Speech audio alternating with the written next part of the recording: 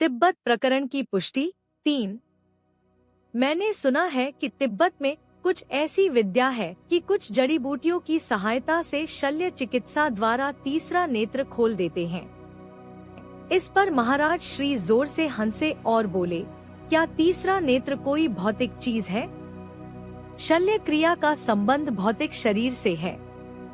तीसरा नेत्र आंतरिक ज्ञानात्मक है। जब यह खुल जाता है तो जगत की प्रलय हो जाती है। यह अन्नमय कोश, प्राणमय कोश तथा मनोमय कोश से आगे बढ़कर विज्ञानमय कोश तथा आनंदमय कोश के मध्य में स्थित है, जो कि जड़ चेतन की ग्रंथि खुल जाने के बाद खुलता है। वहाँ भौतिक शल्य क्रिया की भला पहुँच कहाँ? तब या तो जगत विलीन हो जाता है अथवा उसका नामरूपात्मक महत्व समाप्त हो जाता है। माया के आवेश में यह नेत्र बंद हो जाता है।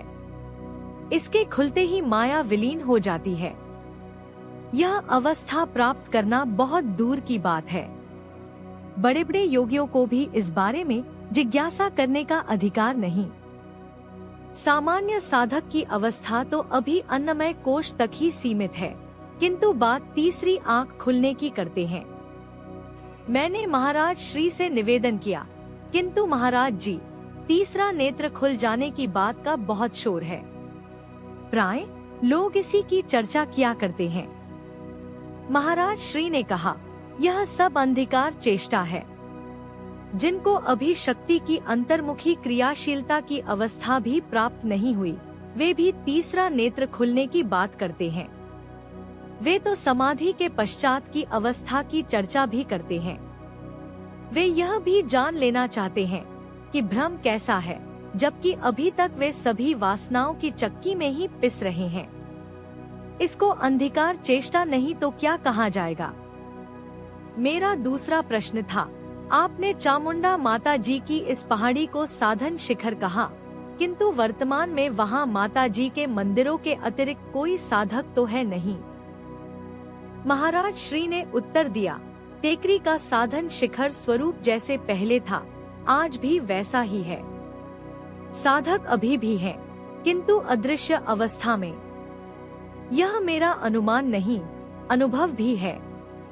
इसके अतिरिक्त अदृश्य महापुरुषों का आना जाना भी बना रहता है। जो लोग माता जी के दर्शन करने आते हैं, उनकी आंतरिक स्थिति के बारे में तुम कुछ नहीं कह सकते कि किसकी कैसी मानसिक स्थिति है। हाँ, पहले की तरह प्रकट साधकों का जमावड़ा नहीं है। साधक यहाँ आकर क्या करते हैं तथा क्या प्राप्त करते हैं, यह भी तुम नहीं जान सकते।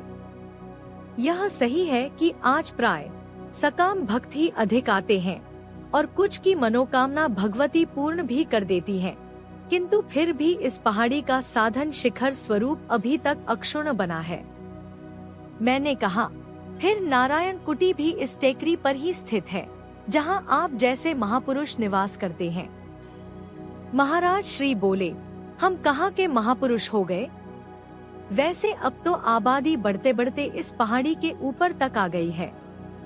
पता ही नहीं चलता पहाड़ी कहाँ से आरंभ होती है। अन्यथा आश्रम भी है, टेकरी के ऊपर ही स्थित। अब आसपास के गांव में भरतहरी की प्रसिद्धि फैल रही थी, जिससे दर्शनार्थियों का आना जाना बढ़ गया था। जंगल के भय के कारण लोग समूह में आते थे। ऊपर जाने का जैसा तैसा पगडंडी का मार्ग बन ही गया था। राजा विक्रमादित्य तो भरतहरी के एकांत का ध्यान रखते हुए प्राय टेकरी के नीचे से ही प्रणाम करके चले जाया करते थे, किंतु सामान्य जन इस बात का ध्यान नहीं रख पाते थे। जब भी मन में आया इकट्ठे हुए और चल दिए। इससे भरतहरी के ध्यान में विघ्न पड़ा। कुछ दिनों तक उन्होंने सहन किया। फिर एक दिन भक्त लोग आए तो उन्होंने कहा, कभी कोई आ जाता है तो कभी कोई, इस प्रकार हमारे ध्यान की हानि होती है। ऐसा नहीं हो सकता कि आप लोग सप्ताह में कोई सा भी एक दिन निश्चित कर लें। सब लोग उसी दिन आए, बाकी दिनों में हमारा ध्यान निर्विघ्न चलता रहे। सबने इस बात को स्वीकार कर लिया तथा गुरुवार का दिन निश्चित कर लिया गया। मैंने पूछा, क्या भरतहरी ने किसी को शिष्य भी बनाया? महाराज श्री ने कहा, भर्तृहरि साधक थे। साधक के पास इतना समय ही कहाँ होता है कि शिष्यों का बोझ ढोता फिरे। उसे अपनी यात्रा पूरी करने की चिंता होती है। वैसे भी इस तरह के कई महापुरुष हो गए हैं जिन्होंने कोई शिष्य नहीं बनाया। कबीर, तुलसी, सूरदास, मीराबाई इसी श्रृंखला में आते हैं। भर्तृहरि भी उन्हीं में से एक थे। उनमें स्वयं में शिष्य वृत्ति का इतना भाव था। यदि शिष्य वृत्ति अपना ले तो जगत कल्याण कैसे होगा, जबकि शास्त्रों ने गुरु की कितनी महिमा गाई है। महाराज श्री ने आगे कहा, शास्त्रों तथा संतों ने जहाँ गुरु की इतनी महिमा गाई है, वहाँ यह भी बताया गया है कि गुरु कैसा होना चाहिए। जो अपनी यात्रा पूरी कर चुके हैं या पूरी कर चुकने के समीप हैं, अथवा जिसे जगत में इसी उद्देश्य से भेजा गया है कि गुरु कार्य करना उनका उत्तरदायित्व है। आज तो शास्त्रों तथा संत वचनों की आड़ में कैसे कैसे अंधिकारी भी गुरु बन बैठे हैं। मैंने कहा, किंतु हरि तो जन्म जन्मांतर के महान योगी थे, उनको गुरु कार्य करना चाहिए था। महाराज श्री ने कहा, यह तुम्हारा विचार है। भर्तृहरि को ऐसी कोई लालसा नहीं थी। वह अपने गुरुदेव के ध्यान में ही लीन रहना चाहते थे। इसी में अपना कल्याण देखते थे। गुरु कार्य को वह दलदल में धंस जाने के समान मानते थे। गुरु वह है जो गुरु कार्य तो करे, किंतु स्वयं दलदल में न धंसे। भर्तृहरि काफी समय तक माता जी की गुफा में ध्यान करने के उपरांत प्रणाम करके बाहर निकले तो सामने पिंगला खड़ी थी। उसने साष्टांग प्रणाम करने के पश्चात कहा, आपने तो संसार का त्याग करके तथा अपने आप को साधन भजन में लगाकर अपना तो उद्धार कर लिया, किंतु मेरा क्या होगा। मैं हर समय पश्चाताप की अग्नि में जलती रहती हूँ। राजमहल के रेशमी बिछौने मुझे कांटों की तरह छुपते रहते हैं। ऐसा लगता है मेरा सारा जीवन दुखों की असहनीयता में बीत रहा है। भर्तृहरि ने कहा, माता, सब प्रारब्ध का खेल है। जीव को अपना प्रारब्ध भोग सहन करना ही पड़ता है। यदि उसे तपस्या का रूप दे दिया जाए तो शांत चित्त से भोगा जाए तो एक दिन प्रारब्ध समाप्त हो ही जाता है। साधन भजन एवं ईश आराधना से अपने आप को प्रभु कृपा के अनुकूल बनाएं। भजन में लग गए हैं तो तुम्हें उसके लिए किसने मना किया है। तुम भी अपने आप को इधर प्रवृत्त करके अपने उद्धार का द्वार खोल सकती हो। इसमें तुम पूर्ण रूप से स्वतंत्र हो। शाश्वत शांति प्राप्त करने का मार्ग भी यही है।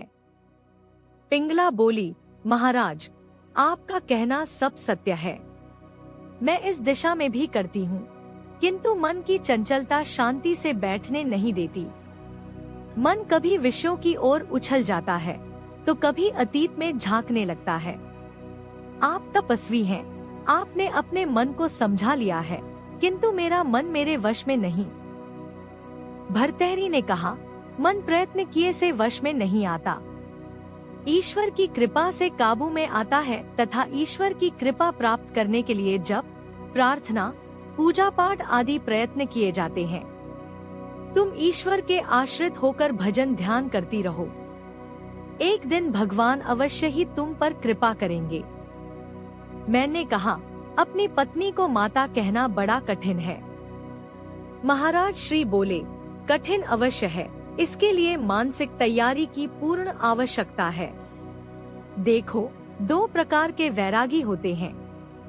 एक त्यागी वैरागी जो संसार व्यवहार का त्याग करके पूर्णकालिक साधन में लीन हो जाते हैं, और यही निवृत्ति मार्ग है जिसमें न कोई मित्र शत्रु रहता है और न ही पत्नी गिनी।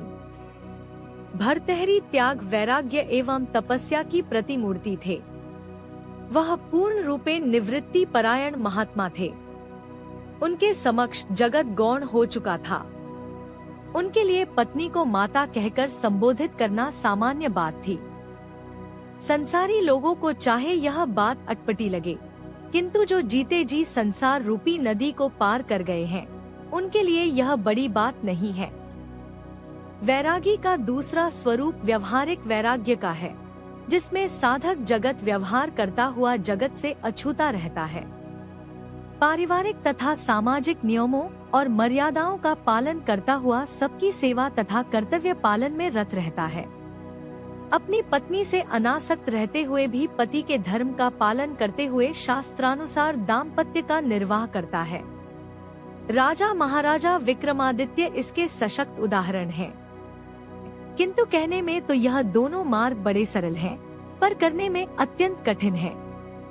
यह दोनों मार्ग परमार्थ यात्रा के लिए आवश्यक चित्त की आंतरिक अवस्थाएं हैं।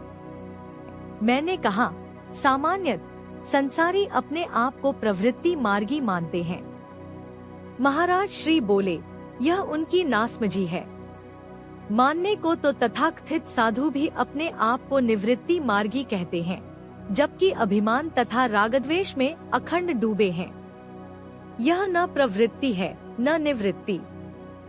मैंने कहा, तो प्रवृत्ति और निवृत्ति क्या है? महाराज श्री ने कहा, अरे भाई, जगत में रहते हुए व्यवहार करते हुए जगत में नहीं प्रवृत्त करना प्रवृत्ति है। कर्म करते हुए भी अकर्ता बने रहना प्रवृत्ति है। कर्म में प्रवृत्ति तथा मन में निवृत्ति प्रवृत्ति है, जबकि जगत में नहीं रहते हुए अर्थात सभी व्यवहार का त्याग करके जगत में रहना निवृत्ति है। मैंने कहा, यह दोनों मार्ग कठिन कैसे हैं? महाराज श्री बोले, निवृत्ति इसलिए कठिन है क्योंकि मन चंचल है तथा चित्त वासना युक्त है। जब तक मन निर्मल नहीं हो जाता कठिनाई बनी रहती है। मन की चंचलता निवृत्ति को खंडित करने का प्रयत्न करती रहती है तथा चित्त में वासनाएं उभरती रहती हैं। प्रवृत्ति में भी कठिनाई मन की चंचलता तथा वासना ही है। जगत का संपर्क वासनाओं को उभारने में सहायक होता है। संसार तथा तन का संयोग प्रवृत्ति में विषयों का विष घोलता रहता है।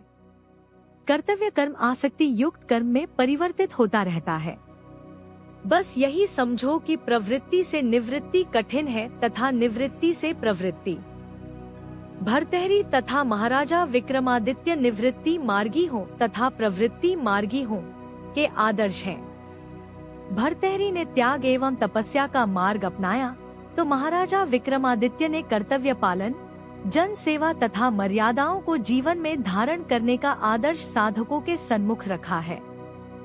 भर्तृहरि ऐसे वैरागी थे कि उनका स्मरण करते ही मन में उपरामता उदय होने लगती है। उन्होंने राज वैभव तथा संसारी सुखों का त्याग कर अध्यात्म, तपस्या तथा पवित्रता का मार्ग अपनाया। उनके कथन अनुसार भोग में रोग निहित है। यदि किसी के पास धन है तो राजा का भय है। यदि कोई मौन धारण कर ले तो दीनता सर पर मंडराने लगती है। बलशाली को शत्रु दिखाई देते हैं। पांडित्य में वाद विवाद में हार जाने का भय बताता है। गुणवान को मूर्ख परेशान करते हैं। शरीर में आसक्ति हो तो मृत्यु पास आते दिखाई देती है, किंतु वैराग्य में किसी प्रकार का भय नहीं। सब जन भय जनित पदार्थों से वैराग्य हो जाता है तो भय के सभी कारण समाप्त हो जाते हैं।